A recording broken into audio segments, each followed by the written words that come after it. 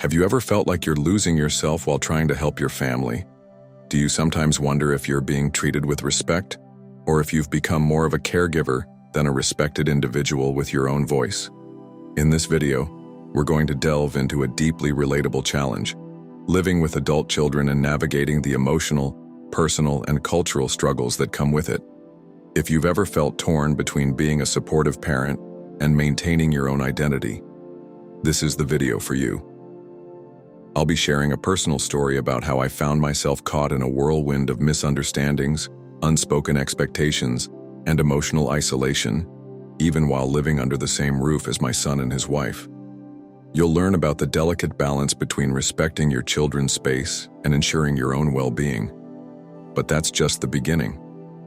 Throughout this video, I'll provide valuable insights to help you navigate these tricky family dynamics without losing your sense of self. Together, we'll explore practical ways to set boundaries, earn respect, and, most importantly, ensure your needs are not overlooked as you grow older. If you've ever felt like you're giving too much and getting too little in return, stick with me until the end.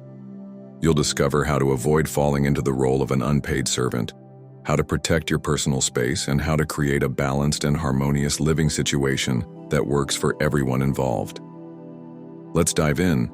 If you're not already subscribed, I encourage you to hit the subscribe button and activate the notification bell so you never miss a video. Your support means the world to me, and if you find this video helpful, please like and share it to help spread these valuable lessons further. Finally, I'd love to hear from you. If you enjoyed this topic, comment 1 below. If you didn't, comment 0, and let me know how I can improve and create better content for you.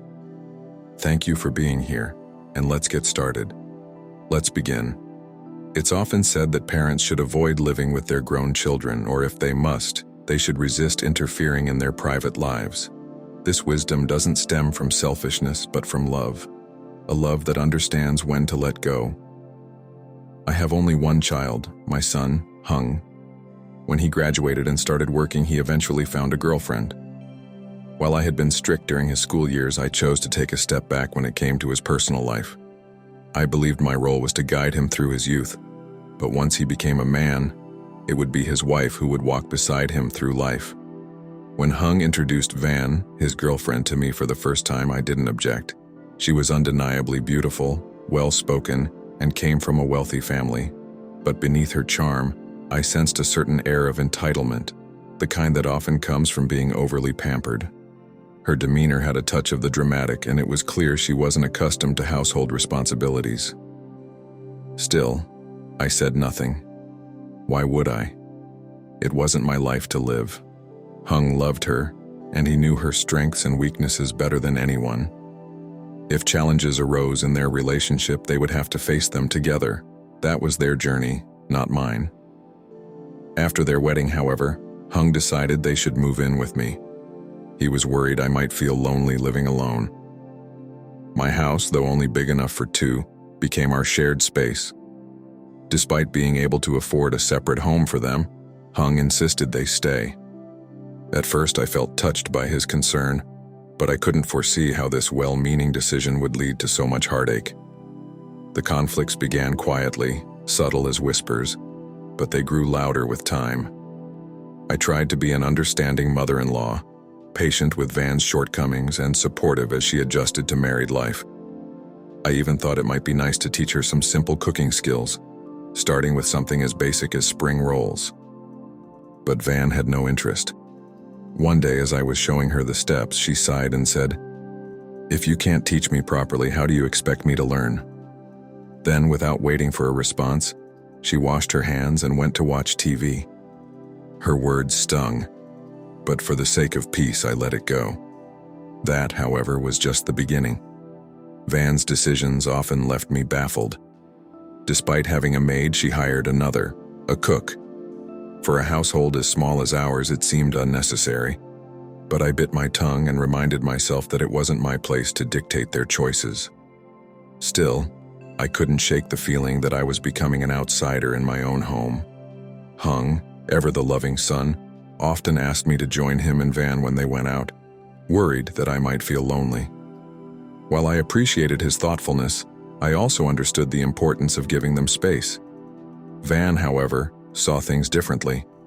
One day she turned to me and said something that cut me deeply. "Why don't you get remarried, Mom? You're just in the way like a third wheel." Her words were like a slap in the face. Humiliated and hurt, I refused to go out with them again, no matter how much Hung pleaded. Eventually, he forced Van to apologize, but her apology was insincere, delivered with a pout and devoid of any real remorse. For the sake of harmony, I swallowed my pride and smoothed things over. From then on, I spoke less. I became cautious with my words and actions, always walking on eggshells, afraid of unintentionally upsetting anyone. Yet no matter how hard I tried, Van remained dissatisfied. The walls of my home, once filled with warmth and love, now felt cold and oppressive, weighed down by unspoken tension. Looking back, I realized how much I underestimated the challenges of living with adult children. Love, no matter how genuine, cannot thrive without respect. Perhaps this is why so many elders advise against such arrangements. It's not just about preserving one's dignity, but safeguarding the relationships that matter most. Sometimes, the greatest act of love is knowing when to step back and let your children build their lives, even if it means walking your path alone. Van insisted on having separate dining tables, claiming she felt uncomfortable eating with me. She explained that she wanted to serve Hung herself, to care for him in her own way. Though her reasoning stung, I agreed, wanting to avoid further conflict. From then on, I often ate alone, catching only brief glimpses of my son and daughter-in-law during breakfast. Most of the time they dined in their room served by the maid. It broke my heart to feel like a stranger in my own home. Recently, things took an even sharper turn. Van began suggesting that I remarry, framing it as a practical idea, but I knew her true intentions. She wanted me out of the house, out of their lives. The weight of her words grew heavier, making me feel increasingly unwanted, like an obstacle in their path. One day, Van said something to Hung that shattered what little hope I had left. "We agreed to live together," she told him, "but now you've changed your mind and brought your mom into this house. You need to tell her to move out. We deserve our own space." Her words ignited something in me, a surge of frustration and pain that I could no longer contain. In a moment of weakness, I slapped her. That act wasn't just a reaction. It was the culmination of all the hurt and resentment I had buried deep inside. For a brief moment, I felt a sense of liberation, as though I had finally stood up for myself. But that fleeting relief was quickly replaced by guilt and despair. My actions only deepened the conflict, adding more strain to an already fragile household. If you're still here, thank you for staying with me through this story. If you found these lessons meaningful, please comment 1 below to let me know you're still watching. Your support means everything to me. The truth was undeniable now. Van didn't want me there. If I stayed, she expected me to become invisible, to fade into the background without interfering in their lives. Yet at the same time, I had become an unpaid housemaid, giving my energy to cooking, cleaning, and caring for their children. Despite my love and sacrifices, I received no gratitude, only indifference and disrespect. I wasn't seen as a mother or even a family member, but rather as an inconvenience. There were countless nights when I cried silently in my room, consumed by the injustice of it all. I had endured hardships and made sacrifices for my son, doing everything I could to give him a better life. And yet, in my old age, I found myself treated with coldness and disdain. It was a bitter pill to swallow. In today's world, many young families struggle to juggle their responsibilities, often turning to domestic workers for help. But when the costs become burdensome or trust issues arise, they look to their elderly parents to step in. These parents, out of love and duty, agree to help, moving in, caring for grandchildren, or managing household tasks. At first, it might seem like an ideal arrangement, but the reality often breeds tension, misunderstandings, and quiet resentment. As I reflect on my own situation, I feel both hurt and betrayed. This isn't the life I had imagined for myself. I never thought I'd feel so small and insignificant in the eyes of the very people I love most. My heart longs for respect, kindness, and a place where I am valued, not as a burden, but as a person who still has something to offer. I wonder how many other elderly parents share this silent suffering, feeling invisible in homes that should be their sanctuary. Some parents find immense joy in helping their grandchildren and living in multi-generational homes filled with warmth and shared memories. But for others, the lack of appreciation for their sacrifices creates a toxic environment of tension and unspoken grievances. When parents are treated not as cherished elders but as burdens, it can lead to estrangement and heartbreak. Many elderly parents yearn to reclaim their lives after decades of selflessness. They dream of freedom in their golden years, freedom to travel, pursue hobbies, or simply enjoy a peaceful life without the endless demands of caregiving. When these dreams are ignored and their lives are reduced to servitude under the guise of family obligation, it feels like an invisible prison that saps their joy. This is why boundaries are essential. Parents have already given so much. They must now prioritize their well-being. Helping with grandchildren or household chores can be fulfilling, but it should be done on their terms, not out of guilt or obligation. Living freely doesn't mean neglecting family bonds, but rather preserving dignity and mutual respect. Most importantly, elderly parents must protect their financial stability. Sacrificing their resources, be it money, property, or independence, to support their children often leads to regret if these efforts are not met with gratitude. Take the story of Mr. Trin Van from Bin Sun in Ton Hoa, for instance. He and his wife had 3 children. Their 2 daughters moved far away after marriage, leaving their youngest son to pursue a career in Saigon. When the son married, he suggested that his parents sell their countryside home and land to help him and his wife buy an apartment in the city. Longing to see their grandchildren and sympathizing with their son's struggles, the elderly couple agreed. They sold their home, a place filled with decades of memories, to help their son achieve stability. With the proceeds, they bought a modest apartment in Saigon and transferred the title to their son's name, believing it would secure their future near their family. At first, it seemed like a promising arrangement, but soon, cracks began to show. The couple, now in their late 70s, found themselves caring for their newborn grandchild, while their son and daughter-in-law were busy with work. It wasn't just babysitting, it was the full-time responsibility of feeding, bathing, and attending to an infant's every need. The once active and independent couple grew weary under the relentless demands of caregiving. Their health declined, and their emotional well-being suffered. Meanwhile, their son, once so close to them, became increasingly distant, and their daughter-in-law took their sacrifices for granted. The lesson here is profound. While love often compels parents to give selflessly, it should not come at the cost of their dignity, happiness, or independence. True love is balanced and rooted in mutual respect. The best gift parents can give their children is to live fulfilled lives, leading by example. Endless pace and unyielding demands seemed to pull their son further away. He turned increasingly to alcohol, seeking comfort in a bottle rather than in the presence of his parents. Late nights became routine, and shared meals, once a symbol of their familial bond, grew rare. The sense of togetherness that had defined their family dissolved, replaced by silence, tension, and unmet expectations. The more Mr. and Mrs. Den tried to reach out, the more their son withdrew. At times, weeks would pass without a single word or acknowledgement of their presence. The emotional gulf between them widened, and the warmth of their once close relationship grew cold. Savings to buy this apartment so my children wouldn't struggle like we did. But now, I wonder if I made the right decision.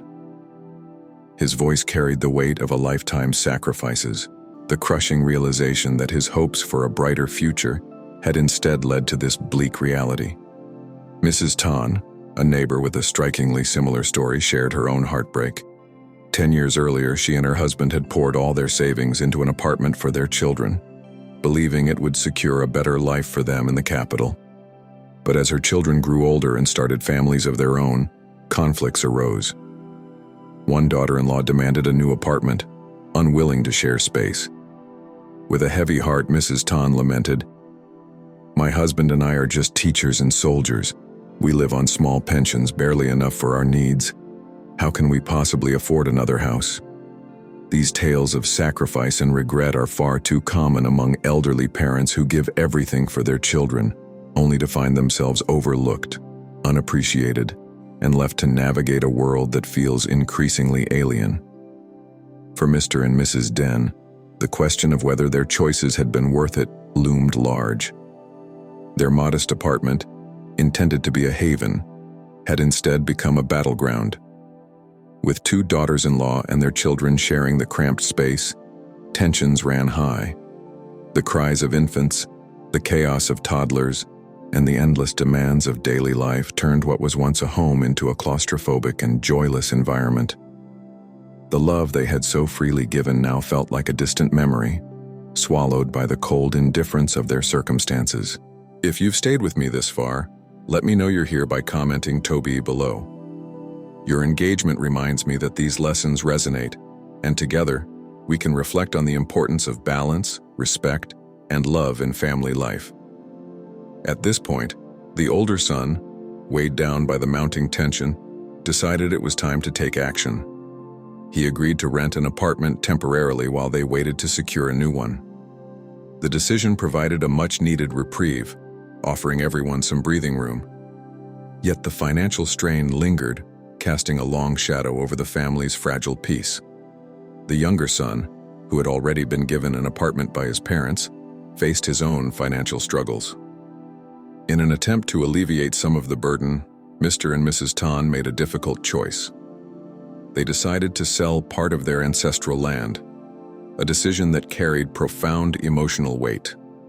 The older son was given 500 million Vietnamese dong to help with the new apartment, while the younger son was to contribute 300 million Vietnamese dong to maintain the property that had been handed down to them. For Mr. and Mrs. Tan, selling the land was not merely a financial transaction, it was a heart-wrenching severance from their roots, a legacy built on decades of hard work and sacrifice. The land had been passed down through generations, symbolizing the enduring connection to their past. To part with it felt like losing a piece of their identity, an irreplaceable link to everything they had built. Mrs. Tan often found herself sitting in silence, gazing out at the land that had defined so much of their lives. She thought of the fields where her husband had labored tirelessly, imagining a future where they would no longer belong to her family. The loss was not merely physical, it was deeply personal, a grief that lingered in the quiet corners of her heart. Yet she couldn't ignore the struggles her sons faced. The pressure of raising families, mounting bills, and the unyielding responsibilities of adulthood weighed heavily on them. How could she stand by and do nothing when she had the means to help? "We can't just sit here and do nothing," Mr. Tan would say, his voice tinged with concern. But the question that hung unspoken between them was one they both feared. What will we have left for ourselves? Their dilemma mirrored that of many parents in their community. Families who had sold their homes or land to provide for their children, only to face an uncertain future themselves. Sacrificing for one's children was a deeply ingrained value, an act of love and duty. Yet Mrs. Tan had begun to notice a troubling trend. More and more children seemed to forget the sacrifices made on their behalf, enjoying the rewards without pausing to acknowledge the cost. She had seen parents left behind, their homes and land gone, as their children became consumed by their own lives. This unspoken grief gnawed at her. The fear that their sacrifices would lead to nothing, that their children might squander the fruits of their labor or fail entirely, kept her awake at night.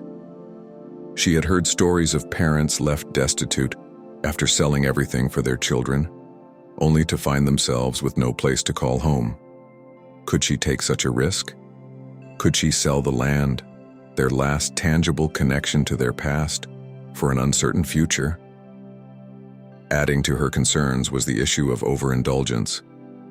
Mrs. Ha, a neighbor, often spoke about her unruly grandson, who had become spoiled and disobedient.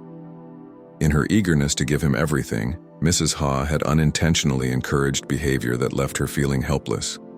The boy refused to listen, throwing tantrums and demanding constant attention. Her efforts to shower him with love had backfired, creating a cycle of dependence and poor behavior that was now impossible to break. These reflections weighed heavily on Mrs. Tun. She realized the fine line between love and overindulgence, a line too easily crossed.